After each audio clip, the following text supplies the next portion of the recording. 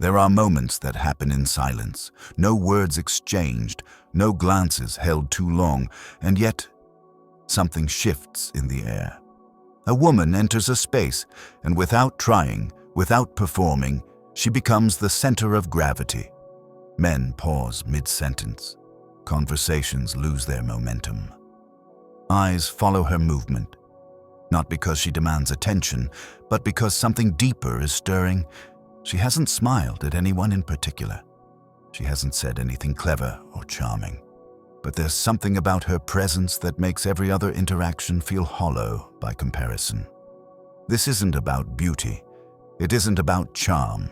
It's about an energy so rare in today's world that when a man encounters it, he can't explain why he's drawn to her like a moth to flame.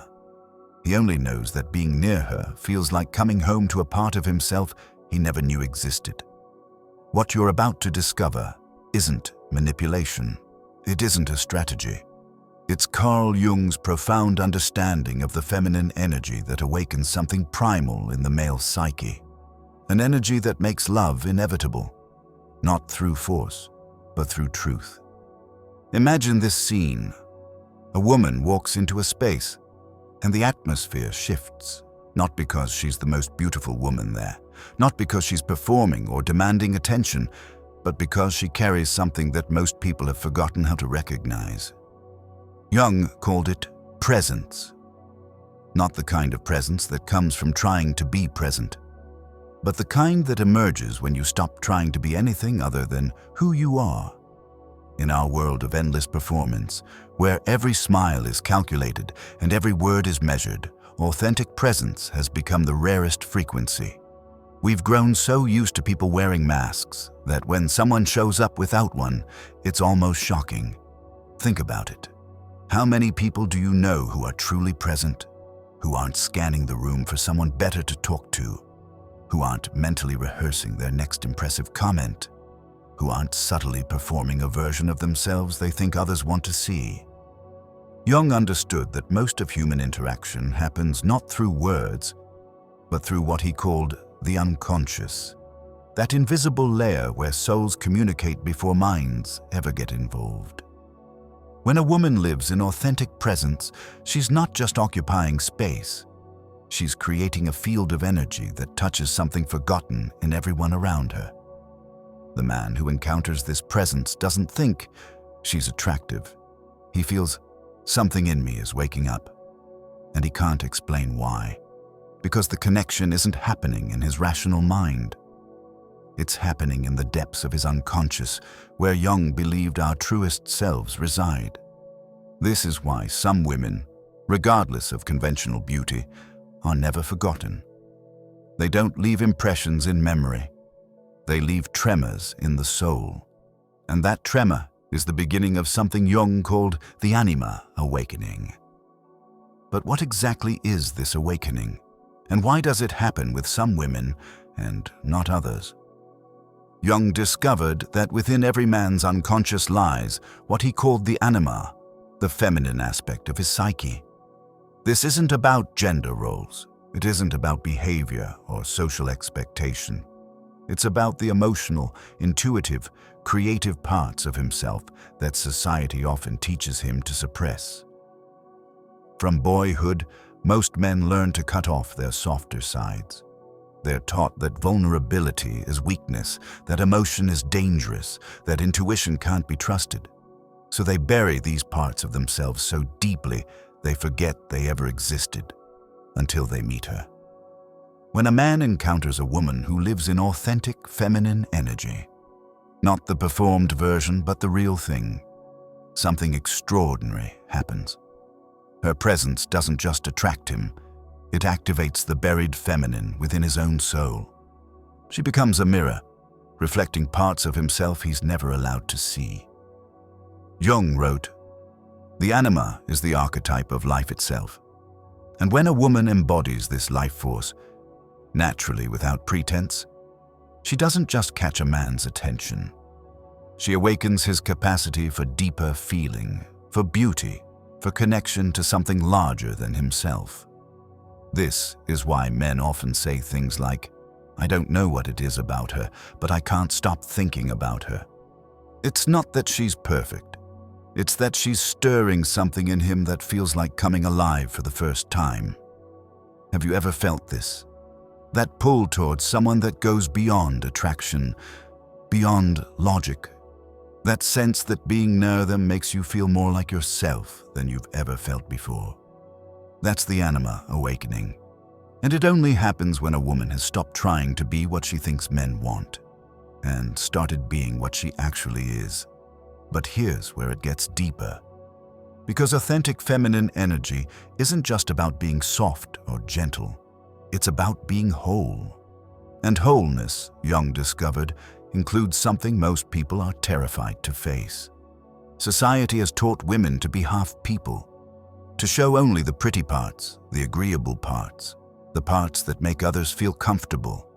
Anger, hide it. Sadness, cover it with a smile. Desire, tone it down so you don't seem like you're too much. But what happens when a woman spends her life cutting herself into acceptable pieces? She becomes easy to like, but impossible to love deeply. Because you can't truly love someone you've never truly seen. Jung called this the shadow. All the parts of ourselves we reject, suppress, or deny. For women, the shadow often contains their power, their anger, their raw desire, their messy humanity. And when these parts are buried, what remains is a performance, not a person. But the woman who integrates her shadow, who dares to be angry when she's angry, sad when she's sad, who doesn't apologize for taking up space, she becomes something else entirely. She becomes real, and real is magnetic in a way that perfect never could be. Jung wrote, "One does not become enlightened by imagining figures of light, but by making the darkness conscious." The woman who has made her darkness conscious no longer needs to hide parts of herself to be loved. She shows up complete, shadow and light integrated. And that completeness is what stirs something profound in the men who encounter her. This isn't about being difficult. It's not about being dramatic. It's about being whole. When a woman stops editing herself to fit someone else's vision of lovability, she radiates a frequency that says, "I am not afraid of my own depths. Are you brave enough to meet me there?" Most people run from that invitation, but the ones who stay, who lean in, who aren't intimidated by a woman's fullness, these are the ones capable of real love. Because they're not falling in love with a mask, they're falling in love with a whole human being. And that's when something shifts. When a woman stops trying to be chosen and starts choosing herself. The moment a woman stops asking, "Will you choose me?" and starts declaring, "I have chosen myself," everything changes. Not just in how others see her, but in the very frequency she emits. Jung understood that neediness, even when hidden behind a perfect smile, creates a kind of energetic vacuum. The woman who enters relationships hoping to be filled, hoping to be completed, hoping to be saved from her own loneliness, radiates that hunger whether she knows it or not. Men can feel it. Even when they can't name it, they sense the unspoken plea. "Please be enough for me. Please make me feel worthy. Please fill this emptiness I carry." And while some men are drawn to being needed, the awakened ones, the ones capable of deep love, are drawn to something entirely different. They're drawn to fullness, to a woman who enters their life not as a question mark, but as an exclamation point. Think about the difference. One woman enters a conversation wondering if she's interesting enough, smart enough, pretty enough. She's constantly gauging reactions, adjusting her energy based on what she thinks will make her more appealing. She's performing the role of the woman she thinks he wants. Another woman enters the same conversation from a place of curiosity, not hunger. She's not trying to be chosen, because she's already chosen herself. She's present, engaged, real, but she's not depending on his approval to feel valuable. The first woman creates pressure. The second creates space. And in that space, something magical happens. The man doesn't feel responsible for her happiness. He feels invited to bring his own fullness to meet hers. This is what Jung meant when he wrote about individuation, the process of becoming a complete individual. The woman who has done this work no longer needs love to survive. She wants love to expand, and that want, free from desperation, is irresistible. If you're watching this, you might be recognizing yourself in one of these women. Maybe you're realizing that you've been loving from hunger rather than fullness. If so, know that this recognition is the first step towards something beautiful. Because the journey from needing to being is the journey toward becoming the woman you are always meant to be. And that woman, she doesn't just attract love, she becomes it.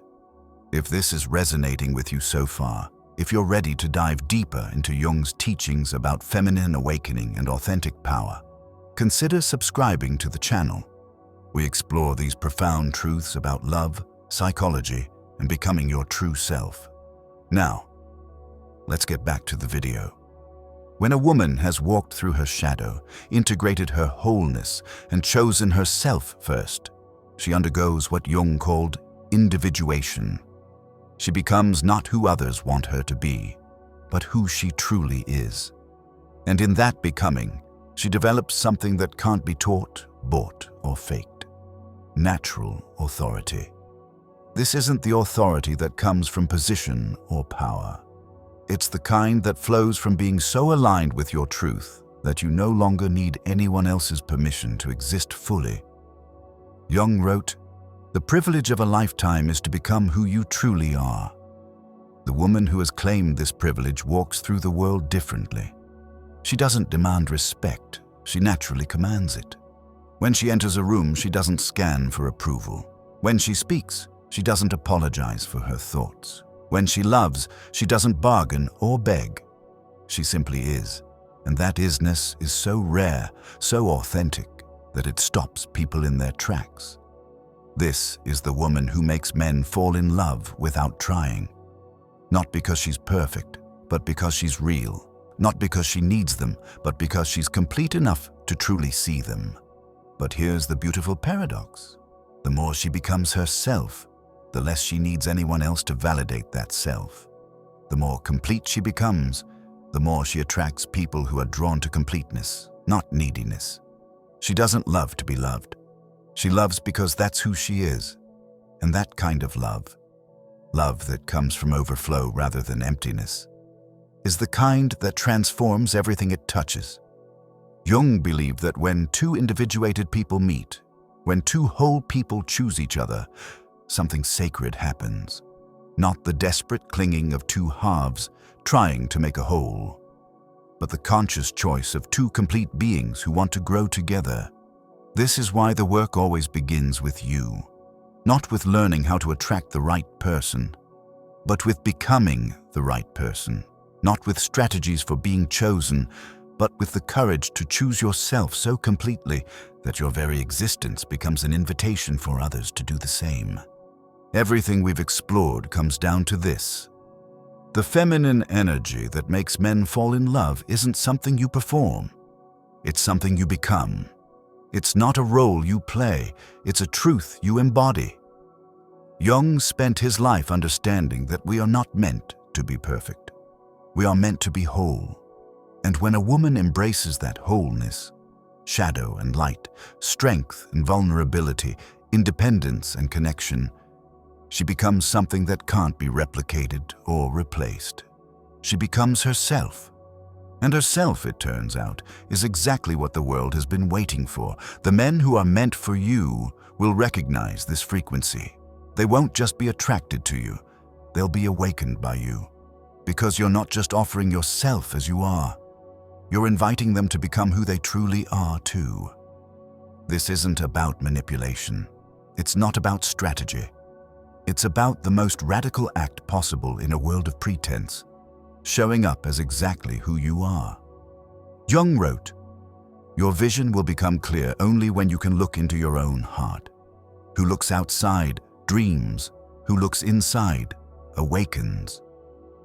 The woman who has awakened who has looked into her own heart and embraced what she found there, doesn't need to chase love. She simply lives. She simply is. And in that being, she becomes a beacon for the kind of love that doesn't just feel good. It transforms souls.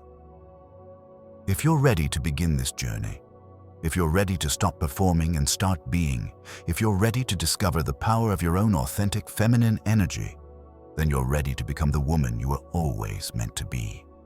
And that woman, she's already inside you. She's been waiting to be remembered, to be chosen, to be become.